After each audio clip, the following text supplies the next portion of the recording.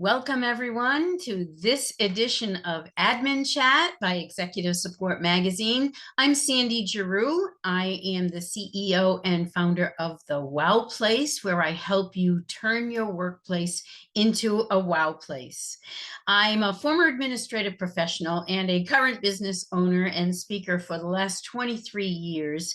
And let me tell you, this topic is near and dear to my heart because it's all about being addicted to work. So, are you addicted to work? In my travels, I meet a lot of people who ask me, I might be addicted to this. How can I get out of this habit? How can I get out of this rat race and start enjoying things again? So let's start this session with a little questionnaire or survey. So let's take a quick quiz and let me ask you a few questions I'd really like you to think about. First of all, do you have trouble turning off your mind during off hours from work? Your mind is always racing about work, even when you're trying to enjoy yourself. Or do your work thoughts break through during fun activities that you are doing outside the office? Are they just constantly coming into your mind? Do you regularly perform work tasks during pleasure time, like checking email and voicemail and your social media that's related to work? Now, if you're checking your own personal one, that's a different story. Or if you're checking ones for work, it might be a little issue. How about this? Do you consistently miss family and friend occasions like dinner, picnics, movies, any kind of things that you do during your fun or off time? And even if you are present, so you're not actually missing the event, are you really fully present? Is your mind there? Are you concentrating on the event and the people there? Or is your mind off somewhere else?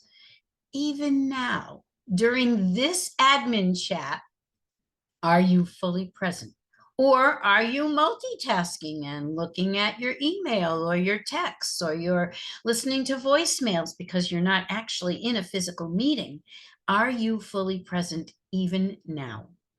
And how about this? Do you feel antsy or even guilty when you're not performing work tasks, even during off hours? That can sometimes happen.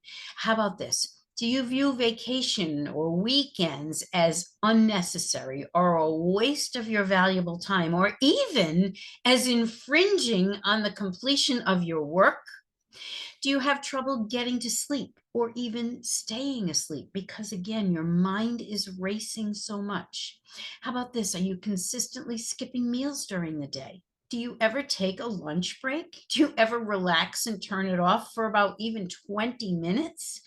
Are you turning to drugs or alcohol to wind down all the time? Now, I like a good wind down with a glass of wine or something as much as the next person. However, are you doing it excessively? Is that your crutch or any kind of other drugs or sleeping pills, things like that? Are you neglecting your relationships or your exercise routines? Are you finding that you're feeling depressed or that your job has become meaningless?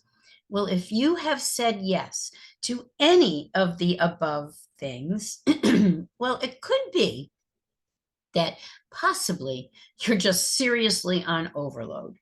Or it could be that you are addicted to work.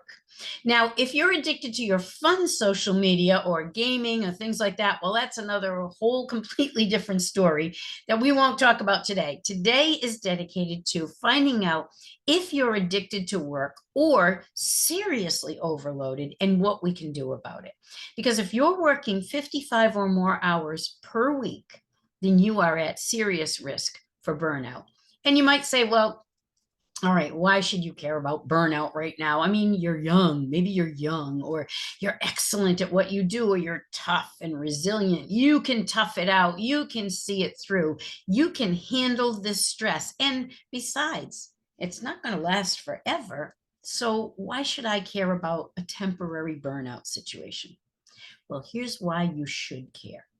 Because this kind of overwork can lead to very bad habits that are very difficult to break later on. And it also leads to increased levels of cortisol, which is the primary stress hormone. And that can lead to all kinds of things like high blood pressure, other medical conditions, brain fog, and even weight gain. Okay, everybody, if you used to be able to eat anything and everything you wanted to, like I used to when I was younger, but you can't anymore, well, part of it is aging. But part of it could be that you have so much stress, the cortisol in your body is hanging on to that weight. I actually learned this from a physical therapist who was helping me with my back problems that I have.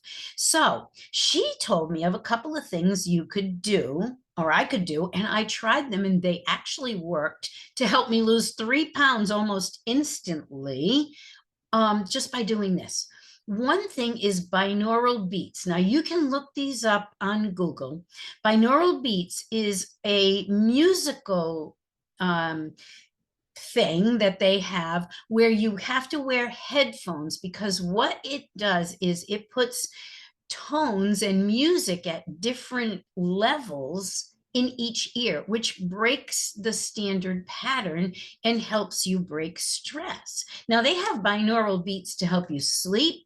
They have binaural beats to help you focus and concentrate at work. Just find the ones that you like. The music is different. I find the ones that are soothing and the beats that are soothing to me.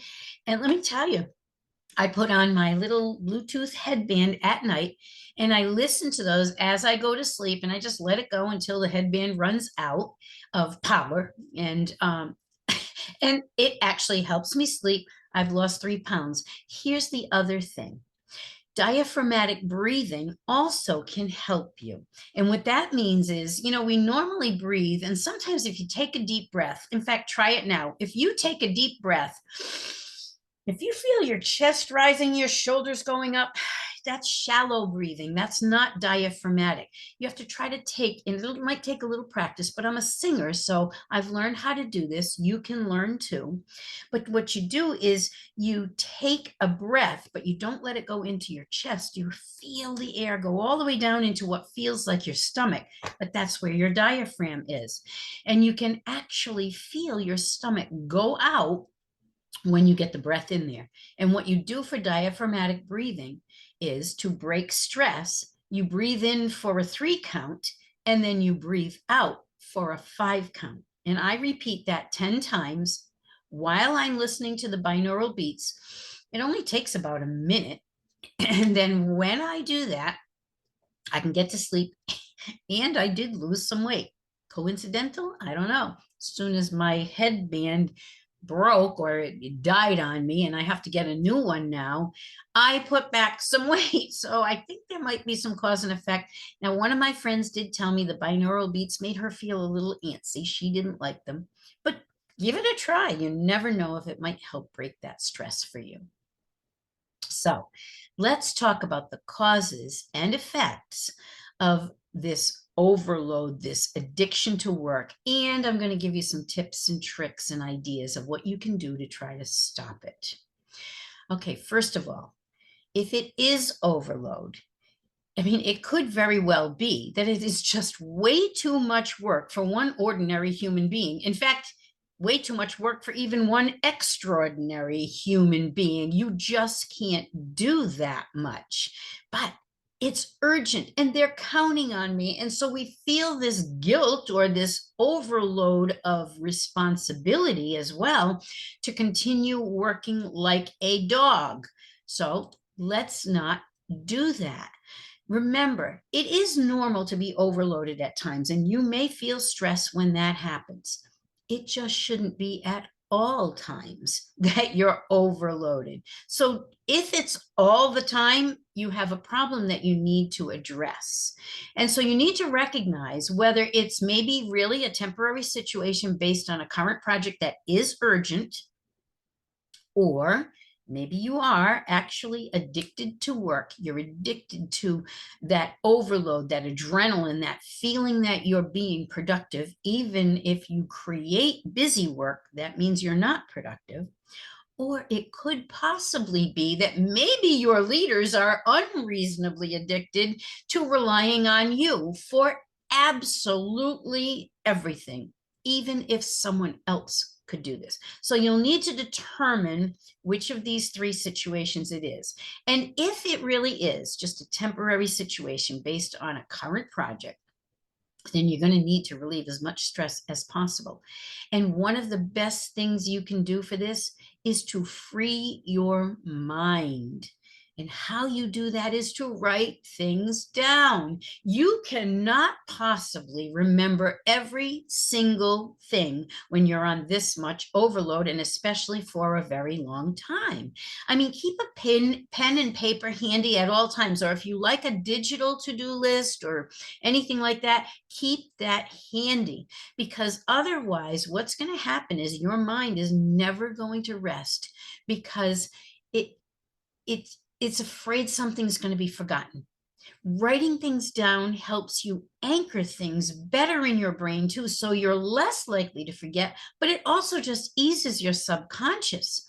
Because what happens is your subconscious is the thing that's keeping you awake at night. It knows you've got way too much to do, way too little time to do it, and it's afraid you're going to lose or forget or miss something very big, because you're a responsible person. You really want to make things be the best they can be. And when that happens, your subconscious will not rest. So think about what Albert Einstein says. Paper is to write things down that we need to remember. Our brains are used to think. If you're taking up all your brain power just trying to remember things you could be putting on a paper list or a digital list so that you don't forget, and then as you think of things throughout the day, even on the weekends or at night, just write it down. It eases your mind, lets you go back to sleep, lets you go back to what you were doing. But you cannot use all your brain power to be just making sure you're not forgetting things that you could ease up your brain for so you can use it for better things. If Albert Einstein couldn't even use his brain for all of that, I'm going to say I can't either. And I'll bet you could free up your brain a lot if you just write things down or get them somewhere where you'll ease that subconscious fear. Now, you could also use proactive and critical thinking. So just plan ahead. Think about what's coming up. What comes first? I need to make sure I address the closest in things before I address the things that are further out, right? But I need to make sure that I'm thinking of all of the things that are coming up. And are they all bunched together in a group, or are they spread out nicely? If your life is like mine, and I think it's like many of ours, it does not spread itself out nicely. Everything comes all at once, all bunched up in a group. As a speaker, and probably many of you also know this because you may also do some speaking, but you may also plan events. You know that the spring and the fall are the heaviest conference seasons, because that's when everybody likes to do things. It's tough to plan them in the winter, especially if you're, in a cold location. And it's tough to plan them in the summer when everybody has vacations. So spring and fall is when everything comes up. And now that COVID is pretty much out of the picture as far as travel goes, we're starting to travel and get together in person. I cannot tell you the schedule I had for the 2.5 months from April, May, and into June was just ungodly. I mean, I was barely home, but I had to think about all of those different programs I had coming up and make sure I had everything prepared. There was no way that if I didn't plan ahead and think about what came first, and I actually listed things down, that I would have ever gotten it all done. So I also used project management principles and techniques, because I'm a former systems analyst as well as a former administrative professional. And I use project management all the time in both of my careers, even now in my speaking career. So what you need to do is chunk things up and then group your projects together so that you know the things that you need to do, the projects that are coming first. You can also list all the tasks associated with each project and create a sort of checklist so that As you chunk it up and you get something done, now you can start checking it off the list so that you know when you've got things done. Because otherwise, again, your brain is going to be worrying, did I get that done? Oh, did I forget about this? Wait, did I do this piece? Free your mind, free your brain, make a checklist with all the different things you have to do, arrange them in a timeline so that you know. Now, there's project management software you can use for this, but that's going to require a learning curve as you learn the software. I mean, Microsoft Project is a great one, but you've got to learn it. To me, I just make lists and I start thinking of all the things that I need to do, and then I arrange them in the sequence that they need to be done. So just do that. You can do handwritten lists, you can do digital lists, you can do software. If you already know some project management software, then you can use that. I think Trello has one, and all the collaboration softwares actually have them too. So, but use something that works for you. Now, the other thing is, don't make it worse by procrastinating. You know, we always think that, oh, I've got plenty of time and there's too many more important and urgent things that I have to do first before I can even think about that. But what happens is, as we push it back further and further and further, now you're bumping up against your deadline. And if one thing goes wrong, one thing, it can blow up your entire project.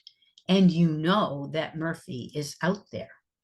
One thing or many things are going to go wrong. So don't procrastinate until the last minute. Even if you don't like doing it, you don't want to do it, or someone else is supposed to do that, get it off your plate onto theirs if possible. But if that's not possible, and we all know that sometimes someone else should be doing something, but it's impacting our project and they're not getting it done, and sometimes we just have to bite the bullet and get it done a different way, either ourselves or someone else that we know. But just don't procrastinate.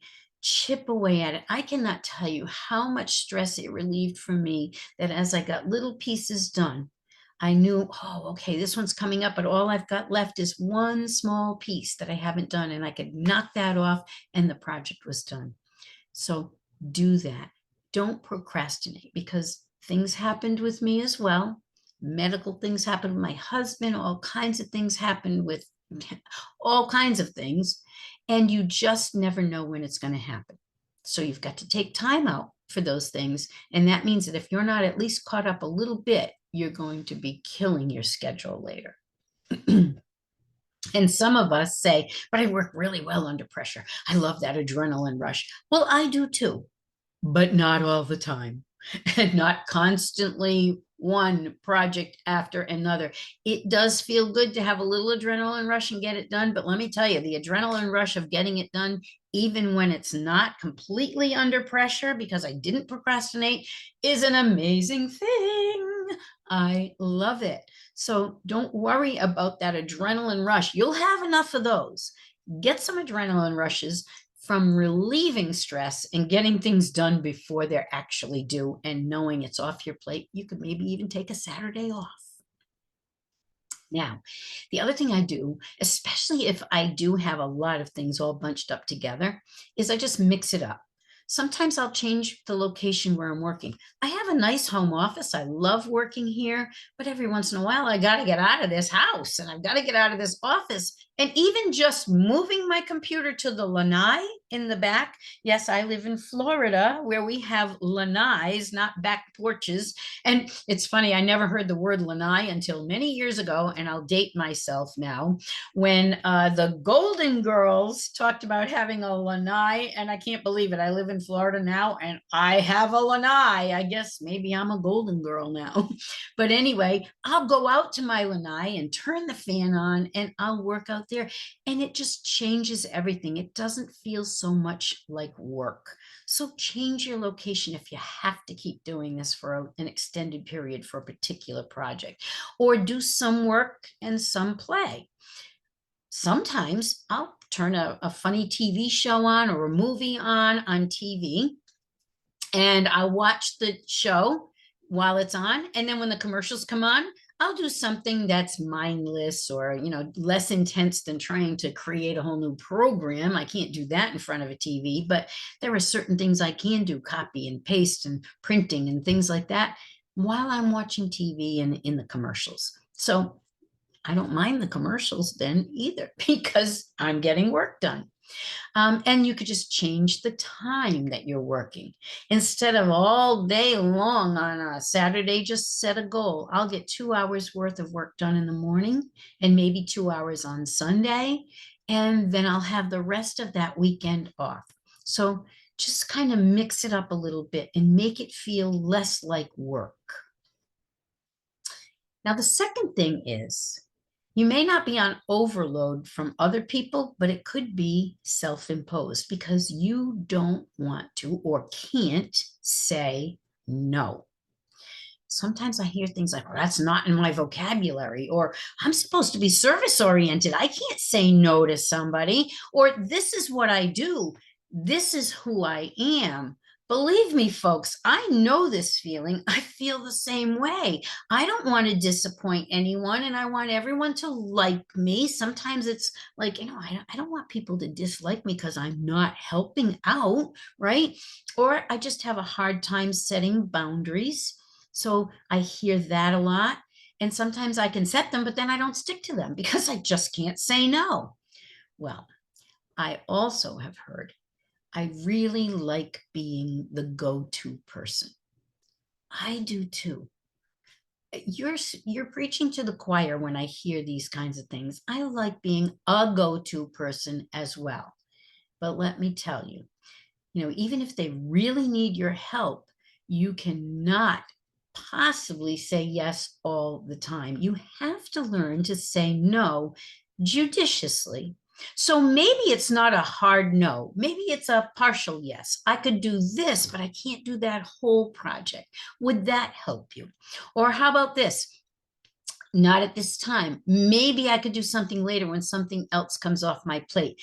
When I joined my community down in Florida, I love serving, and I served on the boards of several charities, as well as my National Speakers Association board. And as I, got a reputation in the community, other people were asking me to join their boards, and I just couldn't do them all. So what I said was this. Listen, I am so honored that you would ask me to join your board, and I would love to do that, except I know me, and I can't get into anything halfway. When I jump onto something, I jump in all the way, or I don't feel like I'm doing the job for you that you're asking me to do. So I can't do that right now. I can't join the board right now.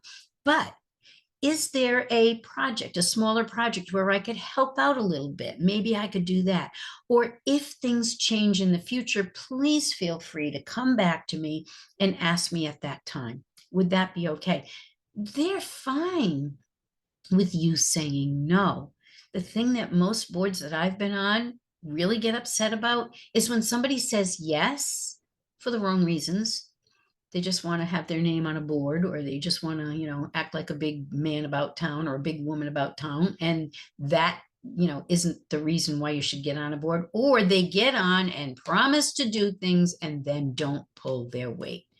So believe me, they will be much happier hearing a no from you than having you get on and then not be able to fulfill what they're asking you to do. So think about that. People will like you a lot better if you make promises and then keep them rather than not keeping your promises. And you can still be respected as a go-to person, even if you share your knowledge. Do you know that many leaders that I work with now are very afraid of something? And let me tell you what that is. They're afraid because they have one or two people who have been with the organization a long time.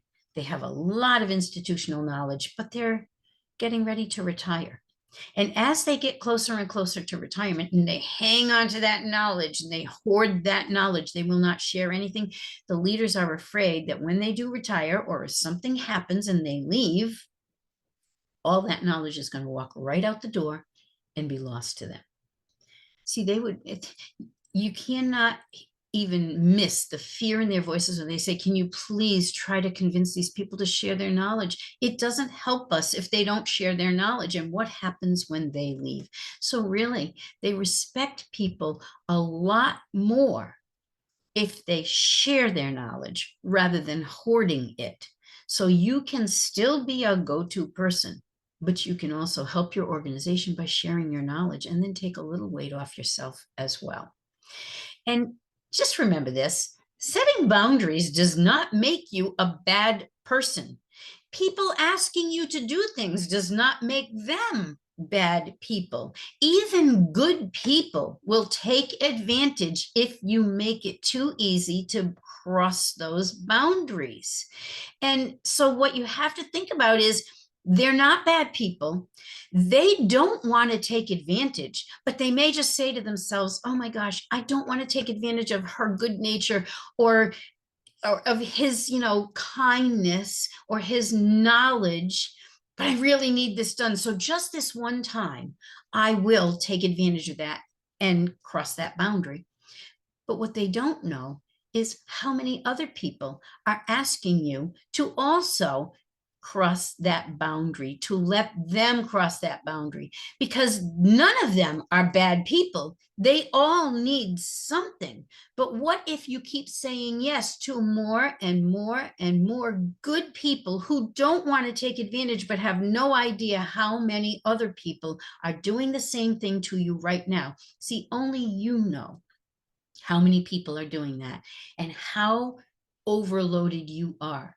If you're overloaded and you don't say anything, what happens is not only do you not get to serve those people properly, but the people you're supposed to be serving are not being served properly either, because you're torn in too many different directions by good people who need something you could help with, but you can't if you don't pace yourself and take care of yourself. So please remember, they're all good people. Treat them with respect and be honest about what you can and can't do for them and for the people who are paying you to do a particular job that you may not get done well enough if you don't pay attention to it. Now, the next thing that also happens is perfectionism. We think about things like do it right or not at all. And yes, that's true. But doing it right doesn't mean doing it perfectly. And it also doesn't mean that no one else can do it right or like I can or I will. You see, they may do it differently than you, but they may do an excellent job. And sometimes they may even find a better way, an easier way, and might even do it better than you if you allow them to do it. You see, what happens is that we take so seriously the fact that our reputation is on the line. I understand that. I never want to do a bad job or allow a bad job to happen. But the perfectionism can sometimes create unrealistic expectations, not only for you, but for other people around you. And we say things like, well, I'm not asking them to do anything I wouldn't do myself. That's true. But you may be being unrealistic with yourself and justifying being unrealistic with other people because of that. And it also can cause you to micromanage. And what message are we sending when we micromanage people? So we have to be really careful of that. Just because you're not doing it doesn't mean it won't be done well. Remember that. And remember this, your reputation may be on the line, but what harm will it be for your reputation if you don't finish because you've got too much to do? What's going to be the hit to your reputation then? Or what if you make an avoidable mistake because you just didn't have enough time to think about it deeply enough and carefully enough to avoid what you could have avoided if you'd left yourself enough time? Or what happens to your reputation, your personal reputation, if you put unrealistic expectations on yourself and others? They get to know your pattern and they will avoid you. Or what if you micromanage people? Again, what's the message? The message when you micromanage is that you don't trust them. You don't trust them to do a good enough job. it's not going to be as good as you would do, and therefore it's not good enough. And people get tired of not being able to live up to your expectations, or of being told constantly that basically, without you saying the words, you don't trust them. See, a lot of new managers fall into this because they used to do the thing that they did so well that now they're managing the people who are doing that task. But the people might be new. And so the supervisor or the leader has to sit back and say, oh my gosh, I could do that in 5 minutes and they're taking 20 or 30. That's okay. Let them. Let them learn how to do it as well as you do it, just like you had the opportunity to learn. Because if you never let them do it, they will never get good at it. And it will be your job on top of your supervisory job forever. Because you just tell people you don't trust them, and they're going to say, well, why even bother? It's never good enough. So be careful about the message you're saying and the ding to your reputation if you give that message. Just remember this: well done is better than perfectly planned, but never completed. So remember that. Now, the fourth thing that could cause you to be addicted to work, yes, you see it, it's FOMO, fear of missing out. We think things like, if I don't stay on top of things, I might miss something really big or important. Or sometimes the imposter syndrome also kicks in, where we don't think we're good enough. And we think that by overworking and always being available and always doing everything that they say, that's going to mean that they need us and they value us. But we're afraid that if we allow that to let up, they might discover that they don't need me as much as I think they do, or as they think they do, or I'm not that valuable. And they also might feel like, I don't want to be excluded from something. I don't want to feel left out. That's not a good feeling when you feel left out. Nobody wants to feel left out. But let me point out a few things. First of all, if something is that big and that important, they will contact you another way. You do not have to be on email, voicemail, text 24/7 just to make sure you don't miss something. And they're not going to leave that to chance. Or you could even set up an emergency contact method so that you don't leave it to chance. Hey, listen, if something is that big, please text me, or please whatever me, call me, whatever it is. Make sure you have a method that you know you can rely on, so you're not looking at every method every minute, wondering if something's going on that you don't know about that you could help with. The other thing is the imposter syndrome. We all suffer from this. Why me? Why are they trusting me? Why are they listening to me? Why would they listen to me? I'm not good enough, experienced enough, whatever enough. Don't worry that you're not enough. Remember, you're in your position, or still in your position, for a very good reason. It's because you are very good at what you do. And just because you don't do things that other people do, I have a lot of administrative professionals, especially who work for doctors and people with PhD, who sit there and say, I only have a bachelor's, or I don't even have a bachelor's, and I'm very intimidated by these people with these advanced degrees. Don't be. They are excellent at what they do. That's why they got the degree in it. But they do not know how to do well what you got your life degree or bachelor's degree or any other degree in. That's why you're in your position. They do their job well. They need you to do your job well, and do not feel less than because of education, experience, age, or anything else. You're there for a very good reason. And remember, if the only thing that they value in you is your constant availability to be taken advantage of, there might be a different problem you're going to have to take care of in that case. So objectively analyze all the things that they value in you, all the things that you do well, and recognize your full value that you bring to the table. And just keep this in mind. You just can't be part of everything, nor should you be.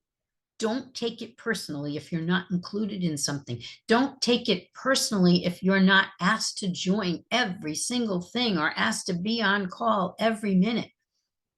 Consider it a badge of honor that you've prepared everyone else enough that they can take care of most things themselves, and then they only have to contact you if it's an emergency that you need to handle. Otherwise, you can handle it during business hours. Now, sometimes it's because we are obsessive compulsive in our behavior. We think, pardon me, I just have to finish this now. In one fell swoop, I've got to get it done. I have to get it off my plate. I'm tired of this hanging over my head. I just need to finish it. I have a funny story to share with you. I'm the same way. And I work in my home, in a home office, when I'm not at a conference or, doing a keynote or a training or somewhere else at another organization.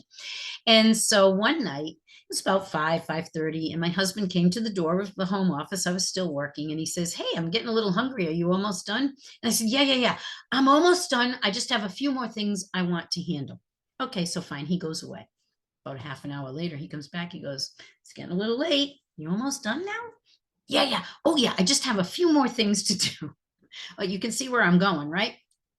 Well, about another half hour goes by, and he comes to the door and he says, "Sandy, are you ever going to finish? I'm really getting hungry now." Yeah, I promise. I just have a couple more things. And I was coming to the end of it. I was about ready to hang it all up when one last email came in. And of course, we have to be slaves to that stupid ding dong when the emails come in, right? So I quickly flipped over to my email, and guess what?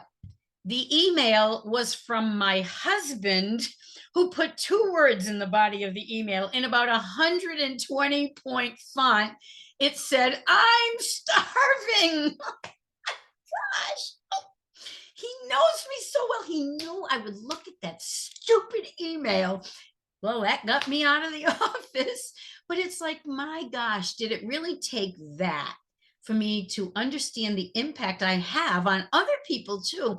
When I have this ridiculous, obsessive, compulsive thing, just 5 more minutes, one more thing, and it turns into a half hour, an hour and a half, 2 hours, and you're still there trying to get one more thing done.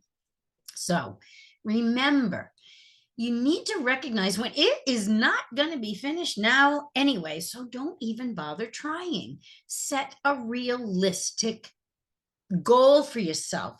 A partial task, a partial completion, a partial solution is better than nothing.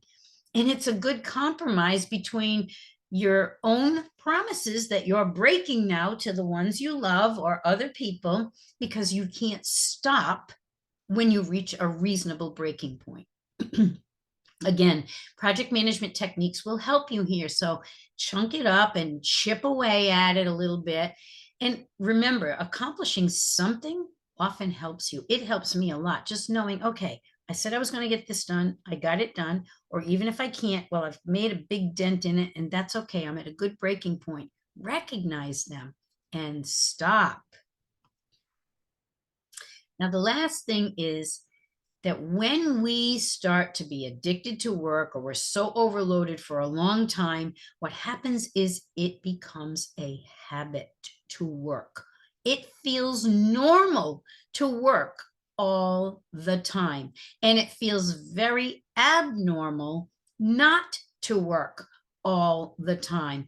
The first time I had my own business, it was a desktop publishing company, and I was doing all kinds of things with word processing at a time when it wasn't easy to learn word processing. So my mom and I had the business together. We had a lot of work, and so much work that I actually had to work at night in front of the TV if I wanted to, but I started working all the time at night. And when we finally closed that business, my mom had gotten sick and gone into the hospital, and I finally closed the business. All of a sudden, I didn't have all this work to do at night, and I was like antsy. It doesn't feel right to just sit and watch TV or talk to my husband or be with our kids. It didn't feel right, because it had become such a bad habit. The habit felt normal, whereas what should have been normal didn't feel right at all. I had to practice not working all the time in order to break that habit. And it was tough. I had to fight that impulse to start to try to do something else because I couldn't just sit and do one thing. I had to do multiple things. It was awful trying to get through that, but I had to practice it and keep at it. I would watch TV, listen to music. You can read a book, talk to somebody, go to a movie, do something, but stop working all the time and stop working in addition to the other thing you're doing. Okay, practice that. Force yourself to put your technology away, turn it off, put it on do not disturb, whatever you have to do, even if it's just for 20 or 30 minutes at a time. You need to get away from all of that. So start practicing and forcing yourself to walk away once in a while. Then force yourself also to refocus when your work thoughts break through, because at the beginning of this, they will. It is not easy to turn that off. So force yourself to refocus when your work thoughts break through in your mind. And then just remember, give yourself time. It took a while for you to create this bad habit. It's going to take a while for you to also break it. Remember, they say a habit is formed in about 21 days. So you might need to give yourself 21, maybe 30 days of really focusing on this to get out of the habit of completely being addicted to work all the time. So think about, what lifestyle do I want to create? Do I want to have a lifestyle where I miss everything from my family and friends, where I never have a moment to myself to just relax, or I can't go out and get a massage or sit on a beach or go out on my lanai and just, get some sun? Do I really want that lifestyle? Or do I want the lifestyle where I can enjoy my work? I can enjoy my life. I can do what I want to. And yes, there will be stressful times where you do have to work a little bit more than other times, but that's okay. Occasionally, that's all right. So just remember, you can enjoy your work. There is nothing wrong with enjoying what you do. When you enjoy what you do, it's an amazing thing. But also remember to enjoy your free time as well, because if you don't refresh your body and your mind, it will come to the point where you can't possibly enjoy your work because it's just too much. And remember this, there is a fine line between challenging yourself and overwhelming yourself. So I hope that I've given you some things to think about, some tips and tools to help you overcome either the overwhelm or the addiction in your life to the things that you should be taking a break from once in a while.